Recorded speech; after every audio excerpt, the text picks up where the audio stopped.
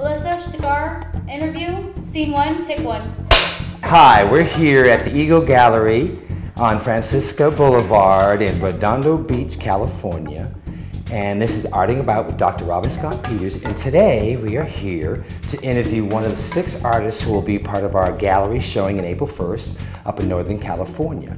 I first met this artist back almost a year ago at the Beverly Hills Art Show, and which was an amazing exhibit of fabulous artists. And I, like a lot of people, I'm sure, came to Alisa's booth and praised her of her work, and I told her I was opening a gallery this year and I'm going to come down and get you, and so here we are, and we like to introduce you today to Alisa Shtykar. So Alisa, say it right, so we're going to butcher it. Let's practice that together. Hi, my name is Alisa Shtykar. That's pretty hard to pronounce, but anyways, even I managed to do that.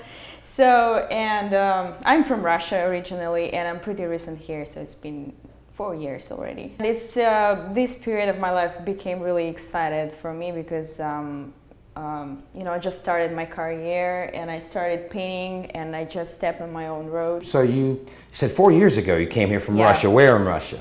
Moscow, Central Part. Moscow. Yeah. So how did you get, how did you get to Santa Monica, Redondo Beach, California from Russia? That's a long story. Well, let's begin with that we applied for the green card, for the, how is it called? Well, David, I'm sorry. Right, you know more than I do, and I don't know anything. So. Well, so basically, we won a green card. So, and me and my family just decided to just change our life once in a while, and everyone had to do that. Right. Well, so we just did it, and I'm really glad that I'm here because I can express myself really here and do what I love to do and make my life out of that. Were you painting when you were in Russia? Yeah, I was studying in the art university in Russia, and I've been studying for 6 years in there, but I didn't do anything for myself, so most of the works were in the studying process, and but I learned so much in there, so yeah, and I'm really glad to have these basic skills that I earned there and that I can show in here. So. Right. Well, why don't you start where you want to start and we'll follow you. Okay, let's start with this piece. So basically these pieces are, they are brought from Russia. So this is, I guess this is the first one from these two, in the chronological order. So this piece was made in my workshop in Russia. This is basically the view from my window. So I was working at the workshop, and eventually there was started the construction process. So they started to build a new building right in front of my window. So I was pretty, inspired by that view. So I started doing some sketches and some paintings of that. I did several of them. So, and I really like this piece because, and I used to work on the big canvases in Russia. I started doing this piece that led me to another ones, which I just got really, really excited about this topic for myself because I love constructions and I love to walk into this space, where construction going on. In Russia, we were allowed to do that because it was our building of our university, so we could go right away to the construction, area and talk to the constructors and just see how the whole process going on, like step by step. So we followed all of this, processes, and this piece was just made after the previous one, and I really love that because I, believe it or not, but I've painted it for like 30 minutes. I just wanted to capture this particular moment when this huge thing was just flying across my window. Right. And I didn't have time to think about it. I just put I just took the canvas that I had, and whatever paintings was it, I just painted on top of that. And for 30 minutes in 8 a.m. in the morning, I just painted that, and it became a really nice piece. Many people like that. So, and I started to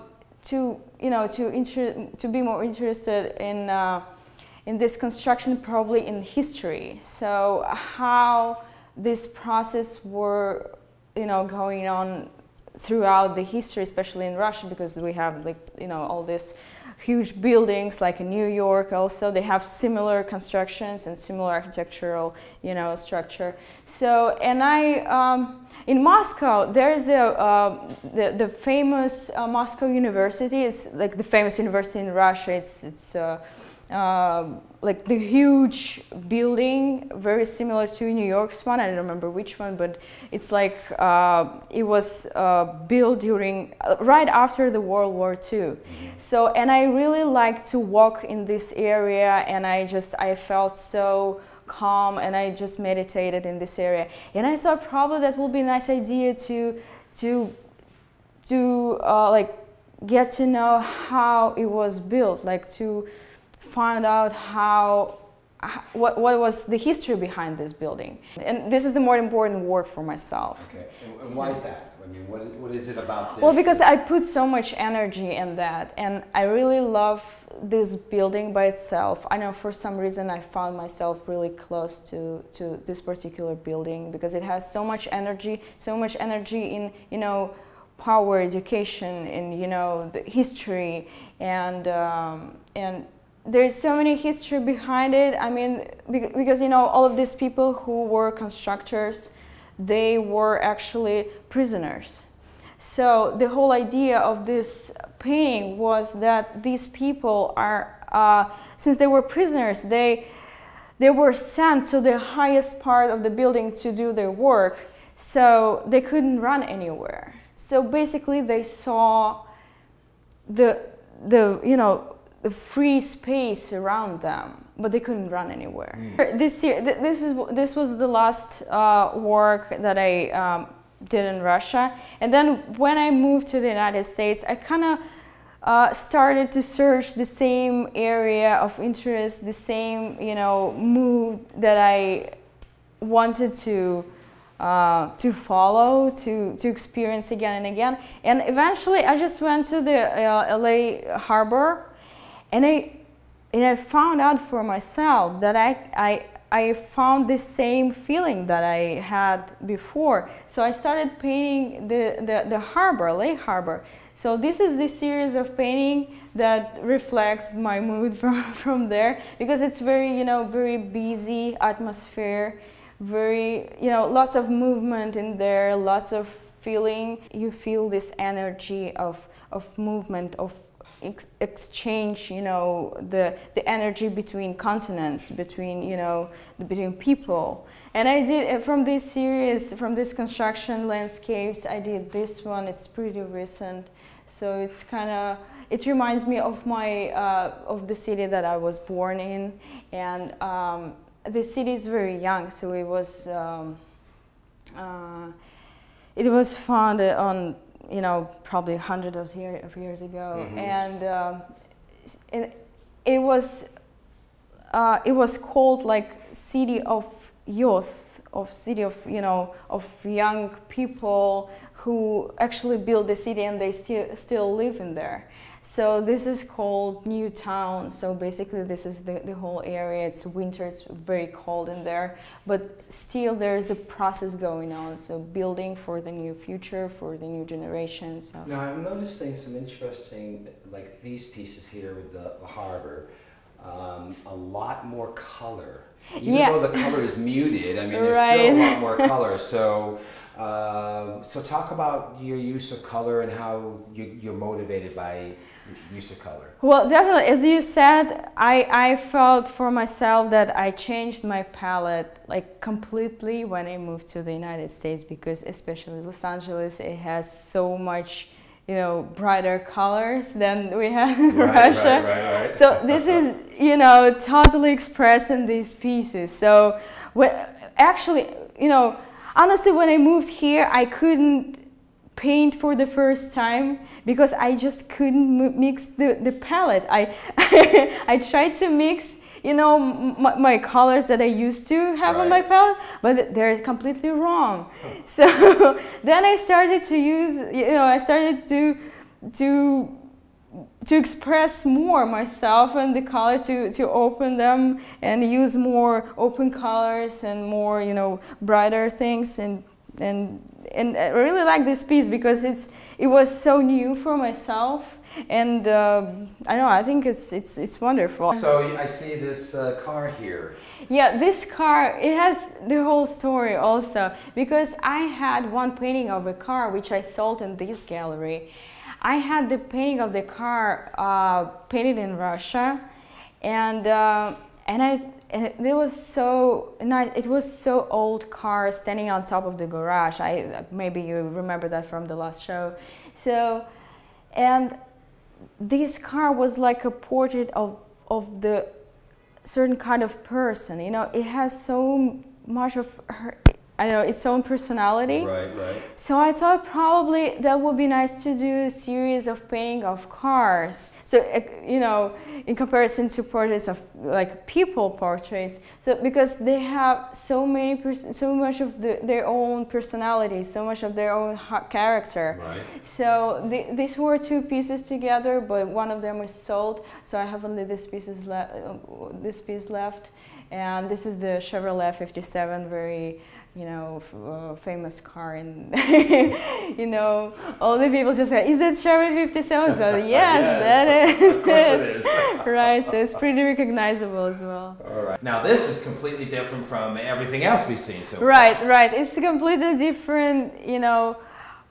Maybe part of my personality. Okay. Right. So because I used to do these constructions, you know, construction industrial landscapes, but at the other hand, I really like the real paintings and a very traditional approach to painting, and I'm trying to keep those traditions that were, you know, gained through the, you know, generation, and that I was taught when I was as a student. So I think we could start with the still lifes, because these paintings were made when I just moved to the United States, and as I said before, on these pieces I just trained myself to mix this palette, you know, that matches the colors of Los Angeles. Let's put it this way.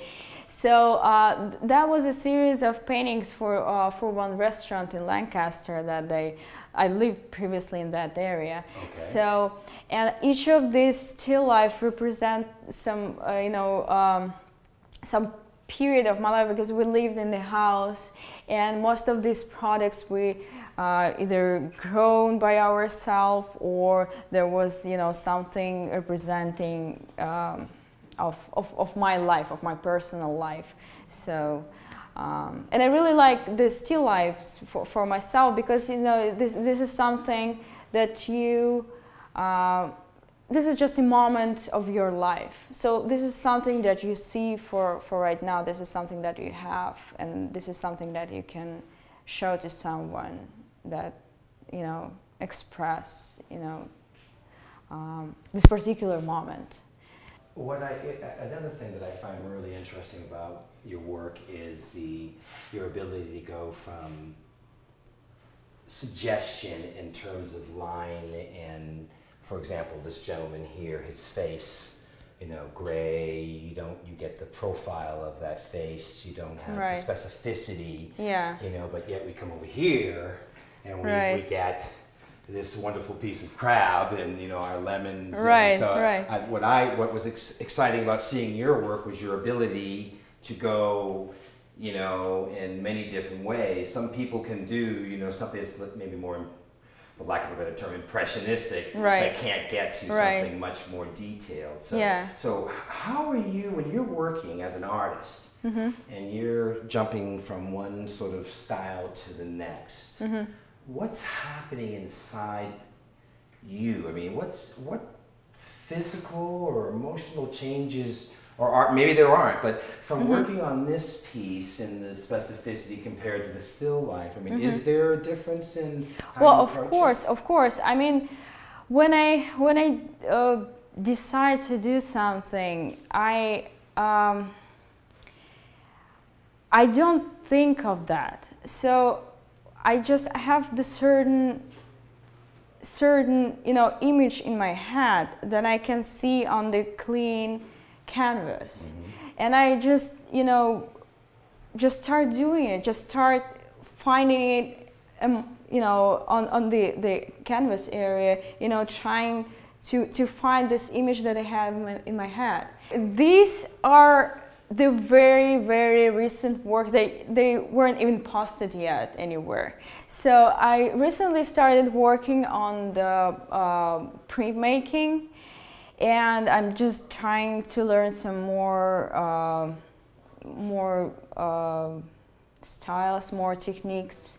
And these are linoleum block prints, and these are etchings.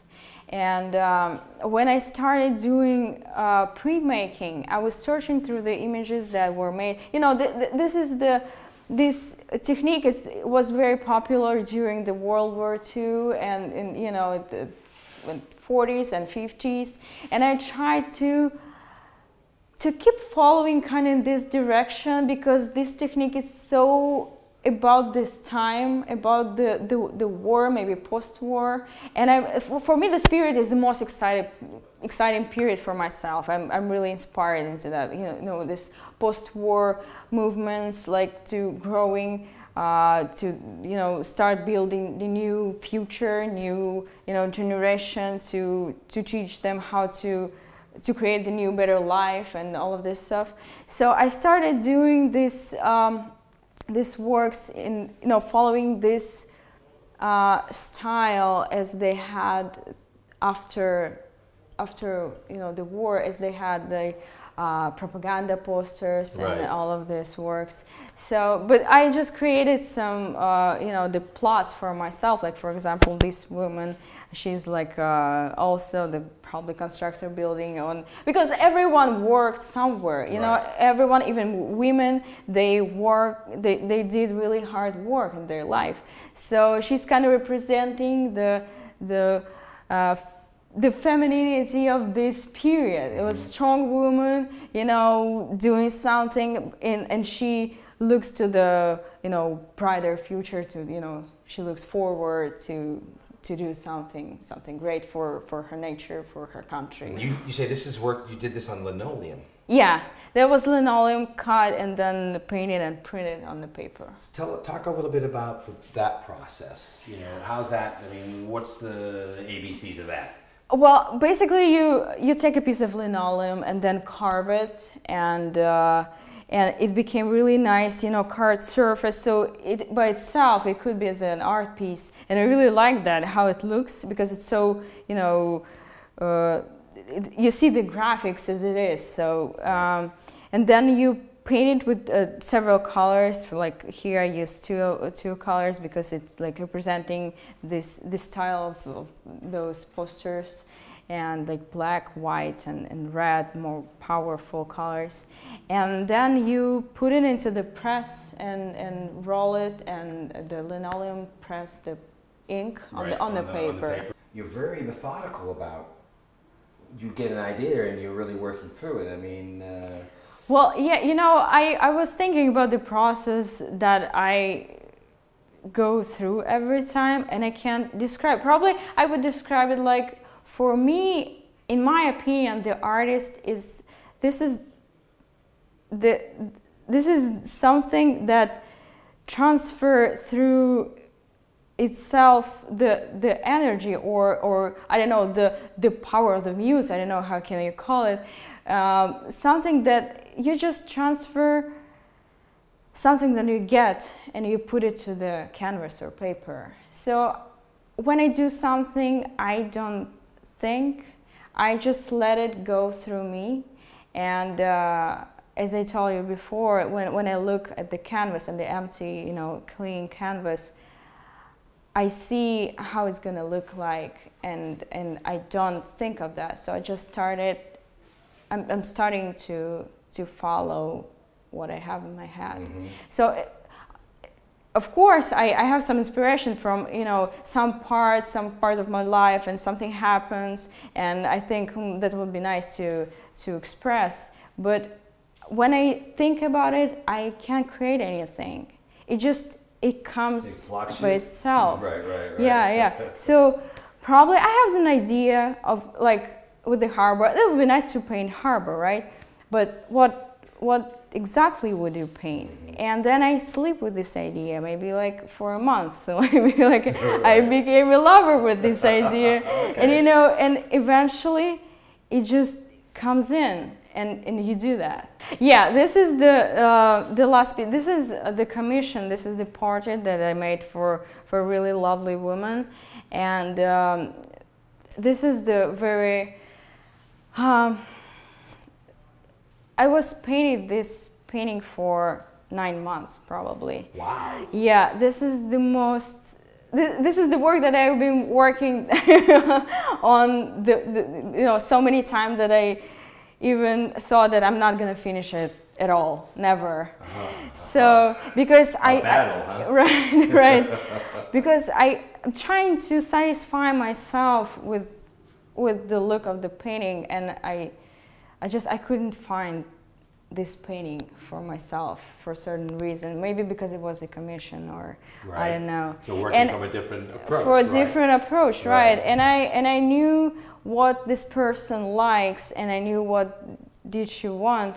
So I tried to figure out how to express myself in a different way, and which was the nice experience for myself. You know, it was something that I did like from different angle of view. Like, let's pretend that I'm another person. What would I do in this case? Mm-hmm. And this is her daughter. So actually, this person became she became my daughter, and I painted her. And I tried to be satisfied. Okay, this is good, or maybe I should change that or that, and this is completely different style from my other works. No, it's completely different. Yeah. So yeah, that was a very interesting experience for myself, and that was really challenging for me. Even though I've had so many commissions by the time, and so I knew exactly how to work with that, but this piece, that's why I'm showing it here to you. So because it became really you know, significant work for me, for myself. The coexistence of nature and construction. Mm-hmm. My photography, my still photography, I'm constantly shooting, you know, that sort of nexus between these big beautiful mountains out in Utah and this huge mm-hmm. electrical plant that's stuck right there, and there's a beauty to that, to me. Right. You know, the fact that all that stuff works in the first place, yeah. You know, suggests something, the thought process, but the art behind it. And so when I saw this, it just really was like very, very powerful to me, because I felt like, wow, I understand where she's going here. So if we want to get a hold of you, if we're looking for a wonderfully commissioned piece, how do we get a hold of you? Phone number, email address? I mean, if somebody sees this online and they want to contact you. I do have an online portfolio on okay. on Behance. So, and I'm still working on my website, so it's gonna come out soon. Okay. So, and if someone wants to send me an email, you know, I always happy to answer it and answer all of the, you know, thoughts and concerns and feedback. Great. Well, we're going to put that on the graphics on the lower third, so we'll take all that information for you. And Alisa, thank you so much for taking your time and sharing your artwork. Again, folks, this is Robin Peters from Arting About. Alisa's going to be with us at our Spectrum art exhibit that happens April 1st in Galt, California, in Northern California, in the wine country. We're going to have a nice event, formal, and we're just looking for all you lovers of art to come out and take a look at great work such as these. And again, Dr. Robin Scott Peters with Arting About, and we'll see you at the gallery.